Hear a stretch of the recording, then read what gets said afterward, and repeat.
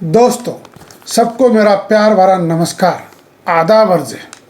मैं डॉक्टर जाकिर पठान औरंगाबाद महाराष्ट्र से आपके सामने फिर से एक बार नई बात लिए, नया अफसाना लिए, नई हकीकत लिए इतिहास को दोहराने आया हूँ।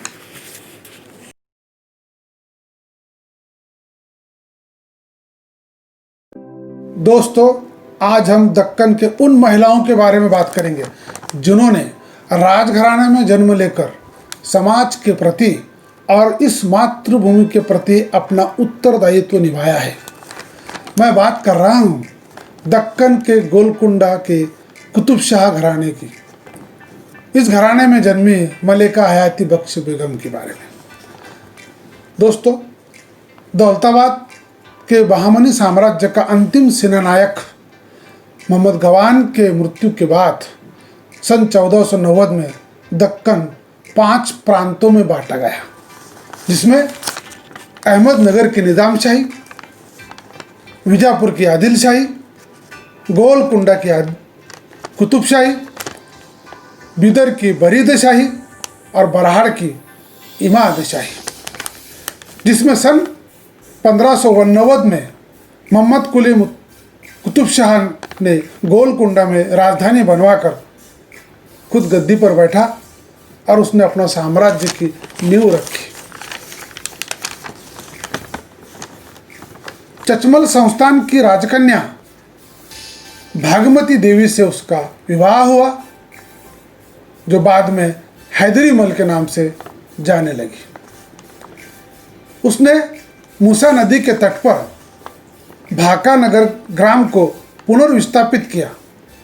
महल, सराय, कारंजे, बाग बगीचे और भव्य से गेट बनवाए। इसी वजह से भाका नगर का नाम हैदरी मल महारानी के नाम से हैदराबाद बन गया, जो आज दक्कन का सबसे खूबसूरत शहर है।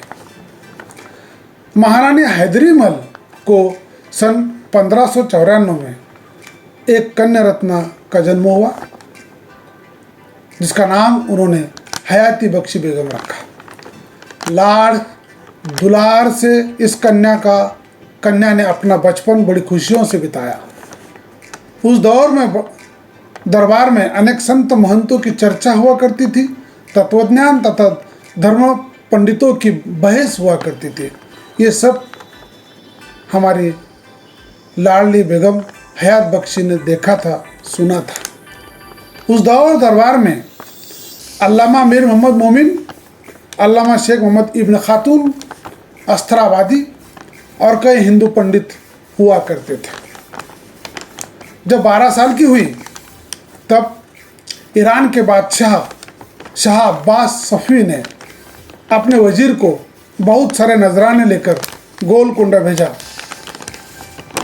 उसका कारण भी यह था कि उसके राजपुत्र के लिए उसने हयाती बख्श बेगम का हाथ मांगा था, और इस बात को, इस संबंध को जोड़ने के लिए कुतुब शाह भी तैयार था।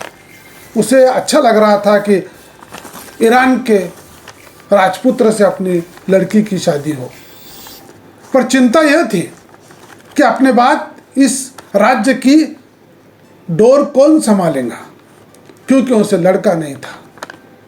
और उसने अपने भाई मीर बख्श मोहम्मद का पुत्र सुल्तान मोहम्मद को अपने नज़दीक रखा था, और इसी बात को लेकर दरबारियों में सलाह मशवरा हुआ, और बहुत चर्चा होने के बाद ये बात तय की गई कि उनके भतीजे सुल्तान मोहम्मद से अपनी लड़की मलिका हयाती बख्श बेगम का अगर निकाह कर दिया जाए तो शायद 2 बातें होगी। एक, लड़की भी यही रहेगी और भतीजा दामाद बनकर इस देश की, इस राज्य की भागदौड़ संभालेगा, डोर संभालेगा। और इसी कारण अंतिम निर्णय लिया गया और उन दोनों का निकाह हो गया। यह बात कुतुब शाह को पसंद आई थी, और इसी कारण ये सब बातें हुई। और हमेशा की तरह जो पिता की उंगली पकड़कर हयाती बख्श बेगम ने इस राज्य की डोर देखना शिक्षा प्राप्त की थी, वही अब वो इस राज्य की महारानी बोलकर देश की भागडोर और राज्य को संभाल रही थी। अपने पति के साथ वो खुद भी न्याय निवाड़े करने लगी थी, फैसले देने लगी थी। मोहम्मद सुल्तान और हयाती बख्श बेगम को 3 संतान हुई। सन 1614 में मोहम्मद अब्दुल्ला, बाद में सन 1616 में अली मिर्जा जो अल्पजीवी ठहरे, बाद में उनका इंतकाल हुआ। सन 1617-18 के दरमियान खतीजा शेरबानो ये पुत्री उनको हुई, जिसका निकाह विजापुर के मोहम्मद आदिल शाह से करवा दिया गया था। इस तरह 3 संतान में से एक संतान का इंतकाल हुआ और 2 संतान इनकी रही। सन 1626 में कुतुब शाह का निधन हो गया, जिसके कारण हयाती बख्श बेगम विधवा बन गई। उसने अपने पुत्र को मोहम्मद अब्दुल्ला को गद्दी पर बिठा के सुल्तान बनवाकर राज्य कारभार के डोर हाथ में ली। सबसे पहले जो मक्का मस्जिद का काम हो रहा था उसे पूरा किया और अपने मंत्रिमंडल का विस्थापित की स्थापना की। हयाती बख्श बेगम ने नए मंत्रिमंडल की स्थापना करते समय सुल्तान मोहम्मद अबुल हसन अब्दुल्ला को बनवाया, तो पेशवा शाह आल मोहम्मद थे और नायब पेशवा शेख इब्न खत्ताब बने थे। डबीर शेख मोहम्मद थे, तो कोतवाल कासिम बेग को बनवाया गया, तो नायब कोतवाल की गद्दी मीर हसन बेग को दी गई थी। मीर कासिम जो नाजिरुल ममालिक थे, ख्वाजा अहमदी तुर्की जो सखरील खिदमत का अंजाम दे रहे थे, एतमाद राव हिंदी खजाइन बने थे, तो नारायण राव मद मोक्षादारी का डिपार्टमेंट उनकी तरफ रखा गया था। सरमंद राव की तरफ दरबार के पत्र व्यवहार देखने का कामकाज सौंपा गया था। इस तरह के 11 मंत्रियों का एक परिषद उसने गठित की थी और खुद भी वो पूरे राज्य पे लक्ष्य दे रही थी। इस दरमियान उन्हें बहुत सारे न्याय निवाड़े, बहुत सारे कामकाज अपने लड़के को आगे करके बहुत सारे समाज उपयोगी कार्य यहाँ पर किया। लेकिन उस दरमियान उत्तर भारत के मुगलों का लक्ष्य दक्कन की ओर बढ़ा और शाहजहां ने सन 1630 में शेख मुहिउद्दीन को भेजा। मुहिउद्दीन बड़ी संख्या के साथ दक्कन में पहुंचा और इस बीच में लड़ाई हुई। तब हयाती बख्श बेगम ने सलाह की और 1 करोड़ रुपए दर वर्ष देने का फैसला लेके उसे लौटा दिया। 1 करोड़ रुपए लिए शाहजहां का वजीर शेख मुहिउद्दीन वापस लौटा। उसके बाद 6 साल के बाद फिर से 1636 में शाहजहां ने अब्दुल लतीफ को भेजा। फिर से आक्रमण हयाती बख्श बेगम के ऊपर दोहराने लगा। फिर उसने कंप्रोमाइज की भाषा करते हुए हर साल 20 लाख होन देने का वायदा करके उसे लौटा दिया। तब भी शांतता प्रस्तावित करते समय मलिका हयाती बख्श बेगम कभी भी कहीं भी कम नजर नहीं आई। उसने समाज के प्रति और देश के प्रति अपना उत्तरदायित्व बखूबी निभाया। फिर उसके बाद 1646 में 10 साल के बाद औरंगजेब, शाहजहां के कहने पर औरंगजेब ने दक्कन में कुतुब शाह के ऊपर हमला करने का ठान लिया। औरंगजेब ने जो दक्कन का सूबेदार था, उसने अपना लड़का सुल्तान मोहम्मद को भेजा। उसने गोलकुंडा को घेर लिया। तब मलिका हयाती बख्श ने बाजू के प्रदेश में रहने वाले लड़वई जमात को लेकर मुगलों पर धावा बोल दिया। परिस्थिति विकट होने लगी। तब खुद औरंगजेब बड़ी संख्या में सैन्य लिए गोलकुंडा पर आ गया। अब लड़ाई मुश्किल हो गई थी, इसलिए हयाती बख्श बेगम ने शरणागति तथा तह की मांग की, पर औरंगजेब को संधि के लिए औरंगजेब बादशाह तैयार नहीं थे। तभी हयात बख्श बेगम ने औरंगजेब की छावनी में रही मुगल शहजादियां मलिकाओं से मैत्री के संबंध प्रस्तापित किए और उन्हें औरंगजेब को संधि करने के लिए मनवाया। ये कूटनीति, ये कुशलता हयाती बख्शी बेगम में ही थी, जो औरंगजेब के जनाना में जाके उन मुगली महिलाओं से, उन महिलिकाओं से, उन महारानियों से संबंध जोड़ के औरंगजेब को संधि के लिए तैयार करना, राजी करना, ये बहुत बड़ी विकट समस्या थी। और उसमें भी यहाँ पर मलिका हयाती बख्शी बेगम यशस्वी ठहरती है, जिसके इस औरंगजेब और मलिका हयाती बख्शी बेगम में तय हुआ, संधि हुई, जिसके तहत हर साल 2 करोड़ रुपए मुगलों को देना और अपने पुत्र सुल्तान की पुत्री का विवाह औरंगजेब के पुत्र मोहम्मद सुल्तान से करवा देना, ऐसा ठहराया गया और ये बात को अंजाम दिया गया। इसका परिणाम ये हुआ कि सन 1646 से लेकर 1666 तक मुगलों का आक्रमण दक्कन की ओर गोलकुंडा पर कभी नहीं हुआ। लगभग 20 वर्ष तक सुख और शांति आबादित रही दक्कन में, गोलकुंडा के राज्य में। और इसी शांति प्रिय वातावरण के दरमियान जब फुर्सत मिली महारानी को, हयाती बख्शी बेगम को, तब उसने यहाँ पर गोलकुंडा प्रदेश में, अपने राज्य में नए नए प्रयोग किए, नए नए योजनाएं बनाई और समाज के प्रति और मातृभूमि के प्रति अलग अलग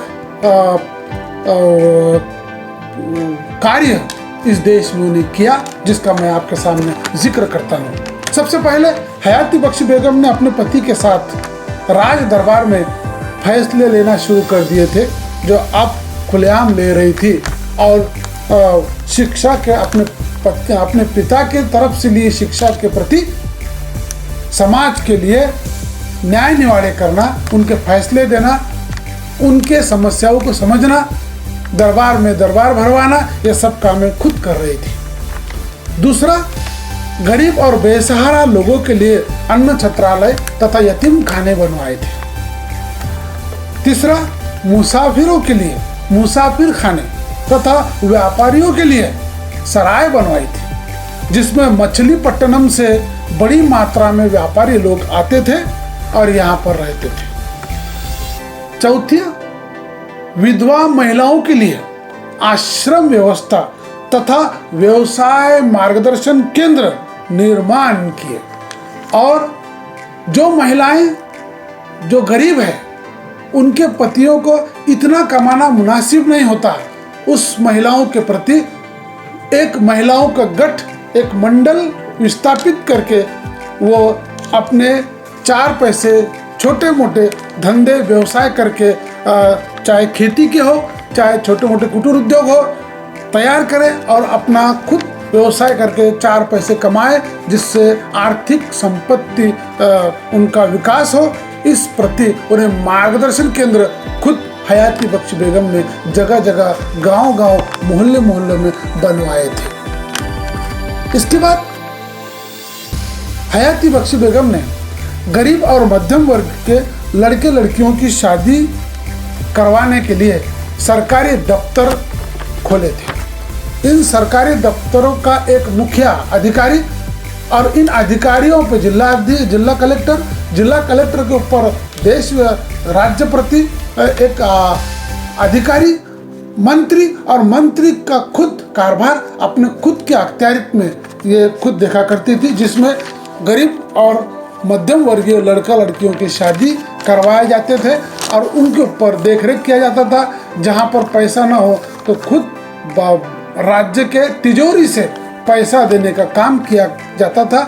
यहाँ तक कि हयाती बख्शी बेगम की अपनी मिल्कत से वो इसे पैसा पुराती थी, देती थी इस खाते को। यह भी एक बड़ी मात्रा में अनेक किताबों के संदर्भ ग्रंथ के आधार पर मालूमात मिलती है। उसके बाद हैदराबाद के निकट पूरब की ओर 9 मील दूरी पर हयात नगर नामक बस्ती उसने बनाई, जिसमें अनेक महल, मस्जिदें, दरवाजे, तटबंदियां, तालाब, मदरसे, सराय, बाग बगीचे बनवाए। उसके बाद उसने कई मदरसे जिसमें हिंदी, उर्दू और संस्कृत भाषा पंडितों के द्वारा मदरसे, मठ विस्थापित करके समाज में शिक्षा को बखूबी अंजाम दिया था। ऐसी मातृभूमि के प्रति प्यार और यहाँ के लोगों के प्रति सामाजिक, आर्थिक, धार्मिक कार्यों को बढ़ावा देने वाली मलिका हयाती बख्शी बेगम का 28 शाबान हिजरी 1077 को तथा 3 फरवरी 1667 में निधन हो गया। उसको सुल्तान मोहम्मद कुतुब शाह के मकबरे के बाजू में दफनाया गया। आज भी ये मकबरा देख सकते हैं। जैसे मैंने आपको बताया, ये मकबरा, उसका घुम्मट, और घुम्मट के अंदर जाए तो ये दरवाज़ा, ये गेट के अंदर दिख रही है उसकी कब्र। अब हम कब्र को इस अच्छी तरह से देख सकते हैं, ये इस तरह नज़दीक से। और उसके बाद ये घुम्मट के बाद अंदर कुछ दरवाजे, और घुम्मट के ऊपर का जो गोलाई है, ये आप देख सकते हैं किस तरीके से बांधकाम, स्थापत्य शिल्प का उत्तम नमूना, ईरानी शैली का प्रभाव, इंडो इस्लामिक आर्किटेक्चर इसमें दिखाई देती है। और इस तरीके से बनाने के तरीके, यहाँ पर घुम्मट और गोलाई जिसे अष्टकोणी भुजाकृति जिसे बनाया जाता है, इस तरीके का बांधकाम इस महल में किया गया है। और ये शायद ही उसकी मस्जिद जो आपको नज़र आती है, उसके महल जिसमें ये नमाज़ पढ़ती थी, ये उसकी मस्जिद यहाँ पर बताता हूँ आपको। इस तरीके से आज भी ये हयात नगर जो हैदराबाद से बाजू में है, जो इतना खूबसूरत महल और कारंजे और बगीचों से हरा भरा नगर है, जो आज भी हम लोग को देखने के लिए हम लोग उसे बड़ी मात्रा से देखने की कोशिश करते हैं। मैं आपको कहूँ, शायद यही वजह रही होंगी कि हयात नगर और हैदराबाद जो हैदरी महल ने बनाया था, इस नगर की चहल पहल, यहाँ की महलें, बाग बगीचे, कारंजे, तालाब, दरवाजे, फसील, ये देखकर असफ जहाँ अव्वल ने अपनी राजधानी औरंगाबाद से हैदराबाद को 1726 में कर दिया। दोस्तों, यह अगर वीडियो आपको पसंद आया तो लाइक कीजिए, शेयर कीजिए और सब्सक्राइब कीजिए। धन्यवाद।